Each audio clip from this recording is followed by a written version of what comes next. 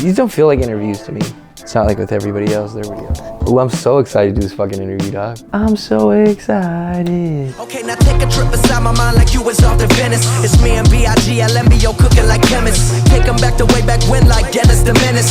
Causing mayhem on the come up like a young apprentice. All right, so let's start. This is the beginning? This is official. Can we start it out like this? Like you just said that and I said this is the beginning, you said this is official, and then I'm talking right now? Yes, sir. This is the beginning of the interview? This is the beginning of the interview. Okay, tight. This is our 5th interview. 5th interview. That's I didn't believe crazy. it when you told me that earlier. Yeah. You had to like count them all out, and I was like, Yeah. damn, that's true. I forgot about the one with my pops. I mean, I didn't, but I didn't. It was weird. It was such a different And your interview. brother. Yeah, my brother. Yeah. It was crazy. Let's take it back to, you finished your album, The first one. first one, Yeah, Under yeah. Pressure. You're touring, Uh-huh. and you already were thinking about this album. Oh yeah, for sure. Put me into that space and just kind of like the early concepts of how the new album came to be what it is. There's a song on this album called Stainless, and I wrote the first verse the day before the album. No, a couple days before the album came out, on the drive from Connecticut all the way. And there's this cat named Brian who works radio at Def Jam, and I'm sure he was in a living hell because for like 3.5 hours we were listening to the same instrumental on loop. And you know, motherfuckers want to get famous, bust guns and get dangerous, and I love those lyrics just because of what it represents. So when creating the second album as opposed to the first album was like a autobiography. It was from the perspective of this person, whether it was, you know, child me, teenage me, growing into adulthood me, but it was all about the past, and it was about all the things and hard times that I went through. And there was definitely victories and success parts of the album, but it was about like the struggle. And that is why I am so excited for this album, because now it's the victory lap in a sense, you know what I mean? It's like, wow, we got the first album out, it's amazing, and I'm so proud of that. And it was a great introduction, but like now we can have some fun. Like I can just really have fun. Like it's okay, you know, I can rap, so I'm about to be on some 80s pop ballad on one of these joints, and I'm gonna do this and do that. You even talk about, I forget what song it is on the album, but you talk about reinventing yourself. Oh yeah. You say Oh yeah, it's on Fade Away. Fade Away. And it's interesting because we always talk about, you know, how Outkast, every album, they completely change their sound. Same with Kanye. Yeah. You know, whereas some artists just kind of find a sound, they stick to it. And which it is works cool. for them, which is cool too. Yeah. But is that something that organically happened because, like you said, you were just making music that felt that way? Or did you think, okay, for this next album, I want to try something new specifically? Like I want to go in a different direction. Definitely wanted to go in a different direction, for sure. But at first I didn't know what the direction was, because I love the versatility that I've always had. From just being a fan. You know me, man, always got influences on my sleeve. I just don't give a shit. Like I don't care. Kanye's the same way, but he's a legend, so it's different. You know what I mean? With me, you know, everybody wants to poke and prod or this or that for, you know, as somebody who's still up and coming and working, you know what I mean? Even though I'm a little solidified with this album, got the album in, you know what I'm saying? Toured the world a couple times. But this whole album, I knew the overall theme was gonna be the message, but just even more. So I knew like the theme, follow your dreams, do what you love, peace, love, positivity. Like that's it. But I was like more than ever, you know what I mean? I wanted it to be happy. And I think that shows in the records too. Sonically, it's totally different. Mm-hmm. It's totally different, man. Yep. And you're singing? I'm singing for sure. I'm singing a lot, which is tight, but it's not like I'm rapping a lot too. It's a good medium. And I like that. I really like that. And I remember me and you had a conversation about that. And I know there's one song that didn't make it that you really love. Mm-hmm. But I feel like, I mean, it's debatable if it would have fit in all of it, but it's still in the pocket, so that's cool. But yeah, I think it's still very versatile. But there is a sound. It's weird. Yeah, and there's a groove. There's a groove.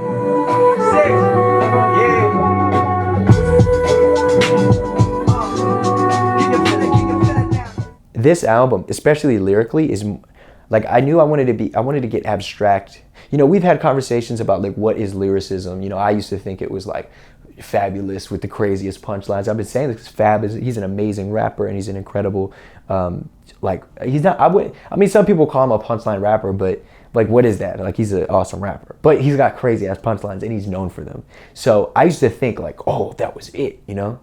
And then, you know, you listen to some Big Boy and some Andre and you know, or whoever, you know, because like Cole was always real into punchlines and would kill it with punchlines. And then, you know, Kendrick is somebody who's very blunt, you know, and then like Drake he's got the punchline. The thing I like about Drake is sometimes it's the most simple things that he puts together, like something about his grandmama, and he's like, yeah, them checks bounce, but we bounce back. Fire. Like, who can't, you know what I mean? And it's so simple. Or like me, you know, Sinatra Money, I've been Frank. I did that with Lil Durk, I think. And it's just so simple. And with this album, there's punchlines that I love on the album, but it was a beginning process of like, I want to be more abstract. You know, we had a conversation about your interview with Chris Martin from Coldplay, and you were saying, you know, how like, and I felt very similar. How, you know, sometimes he'll sit down and he doesn't even know. He just like lets the words come to him. And that's amazing. Have you ever listened to Neutral Milk Hotel? Mm-mm. Dude, you got to listen to Neutral Milk Hotel. You know, yeah, it's a band. It's the name of the band. It's pretty much this guy. I got in him in the last year. And I've just been I haven't really done too much homework on him. I've just like consumed his album, Neutral Milk Hotel. And the shit he talks about is so, I'm like, man, I really feel like he's talking a lot about reincarnation. He's like talking about this girl that he loved, and then her eyes like turned to roses, and then now she's a Chinese boy, and like I'm like, what the fuck? Like, but it makes sense. It sounds like she passed away, and but it lets me interpret it.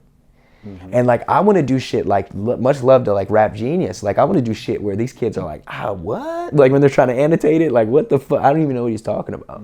Because for me, I want it to be more like, what does it mean to you? What does it say to your soul? I've been feeling like a motherfucking postman, sending letters to the people, all the knowledge that I got. I'm like an old man, hold up with an old man. Let me back up in this bitch, I'm platinum in this bitch, I'm rapping in this bitch, running again, yeah, I've been lapping in this bitch, you know it's alright. Fuck around and they all might look at a brother different, I've been at it all night. I think I said it, but I know I do it, this for everybody going through it like, whoa. So sonically, me producing on it played a huge role. I was just blessed to over time learn Ableton and learn MPC and learn samples and understand melody and tone and all these things, and it just happened that way, and I'm glad it did, you know.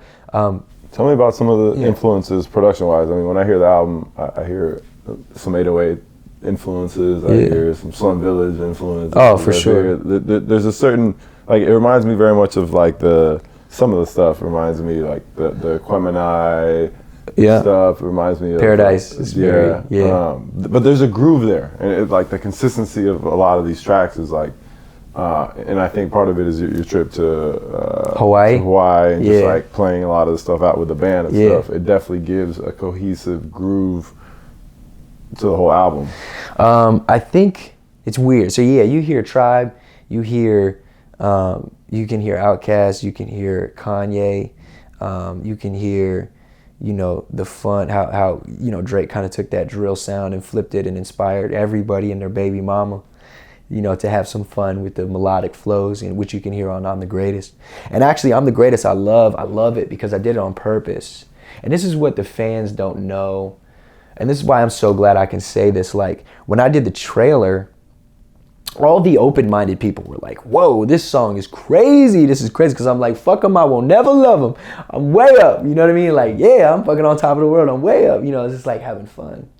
And that whole song it's about not fucking with people, you know, and just like, fuck them. Like, I'm the greatest at being me. It's just take it how you want, try to put words, whatever the fuck. No, it's simply, I'm just the greatest at being me. And if you don't like it, it's cool, fuck you. You know what I mean? Like, really. So, but on the second verse, love the second verse. Now I bet they bitching because my flow switching, trying to tell me what to write up on some fan fiction. Can't they just be happy I no longer have to face eviction, that I'm living out my life, I'm living out my inner vision right now. I be on my Big L braggadocious rap shit. I could flow on anything from Primo to that trap shit. Selling out shows, I'm on that shit. So it's like, I chose to do that song because who doesn't love, you know, some fun, hard-hitting 808s and some hi-hats and some, like, turn-up fun shit, you know? It's kind of like what Hopsin did. You remember when Hopsin did the, I forget, but it's like where he's kind of like doing the, I don't know, he's just saying, he's like, all you guys, I can't even understand what you're saying. This new album. Yeah, on the new album. What the hell is the song called? It's a skit called No Words. No Words. Yeah. He came to my house and played that song for me. And I was like, this is kind of tight though. And he was like, yeah, I know. You know what I mean? And then he put it out, and it's like he's essentially kind of, you know, poking fun at like, you know, Hopsin. He has a fun time. And everybody was like, this shit is crazy. Like, that's the funny thing. And it's like, it's just a sound, you know what I mean? And like Hopsin, I've talked to him and shit, like he just has fun with his shit. I used to think he was like super serious with like, I never knew. I was like, man, I don't like blah, blah, blah. But then actually having a conversation with him, like pretty much everybody he goes at, he actually has a lot of respect for them as rappers and what they do, which is really awesome. But anyway, so that was kind of my intention with this as well. And not just for the listeners, but for my fans. Because I think if you're a fan of somebody, you're going to love them and ride with them no matter what they do. You might like something more than the other, and that's totally fine. But a true fan is going to believe in you and ride with you. So that's why it's just so funny to see some people like, oh, what is this? Like, what is this like radio mainstream shit? Whatever the fuck that means. And then they didn't even hear the rest of it. So it's like they took my bait, because then they're going to go into, now I bet they bitching because my flow switching. You ain't even heard the rest of the album yet. I gave you this on purpose first to just be like, let's just fuck your head up real quick. Because I like it. It should be fun, you know? Right. Like, music should be fun. So that was cool. I am the greatest. Someone with color. Someone with color. Someone with dash. Someone with color.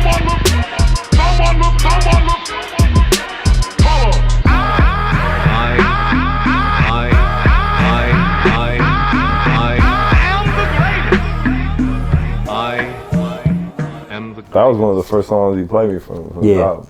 And I was just like, oh shit. Like, okay. It's pretty tight. Yeah. That's, damn. It's funny how quick the album came together. Yeah. Really quick.